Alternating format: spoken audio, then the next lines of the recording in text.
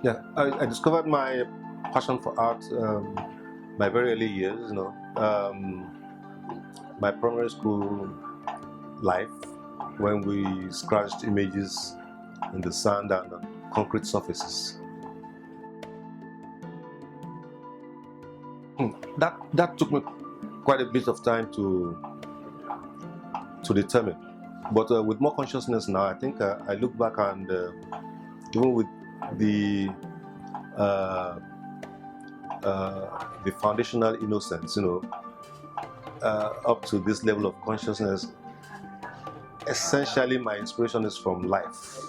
I take my human activities through different platforms of expression, socially, politically, spiritually, religiously, traditionally, culturally. There are so many aspects of humanity from which I derive my stories. Of late, I've been more of a scape artist. I do water scenes a lot. I do landscapes. I do figurative work also, but it's more scenic these days, and maybe the moodier the better.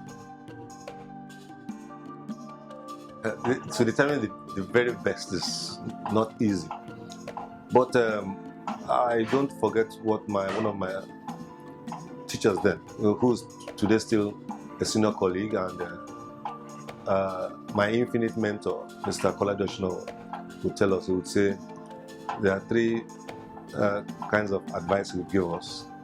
The first one is work, the second is work, and the third is work. So it's always been about working, because the more you do it, I think the more you discover yourself.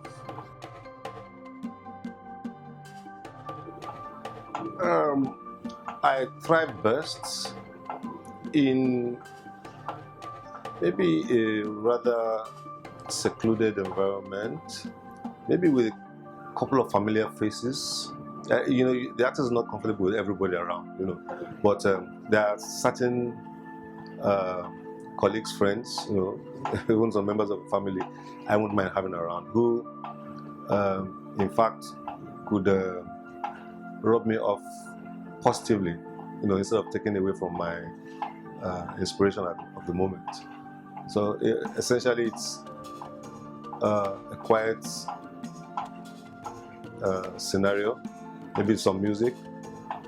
I don't mind because I don't have that long stamina, for work. I take my breaks, maybe a bit frequently, intermittently, and I wouldn't mind listening to some music or watching some television. I like news a lot, I update my knowledge about life daily through the electronic media.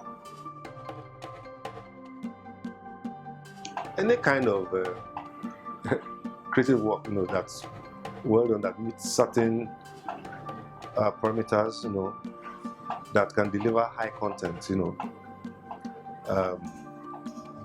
some appreciable depth of philosophy, I would enjoy.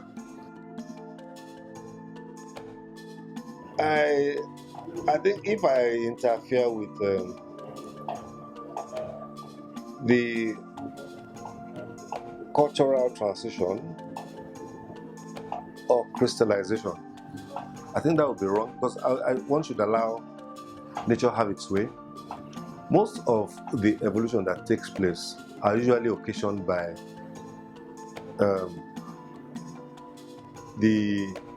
I think their necessities, occasioned by how nature itself is, how iridescent it is.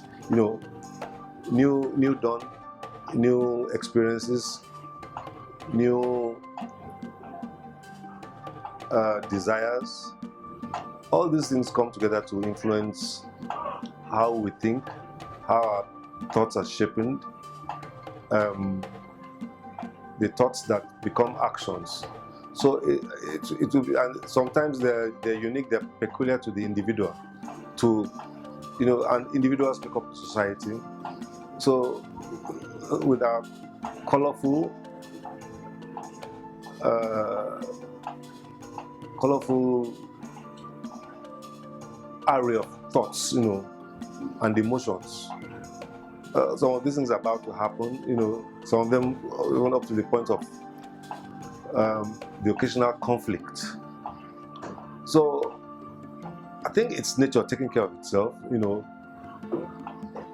What we appreciate today probably wouldn't have been given a minute of thought in the past.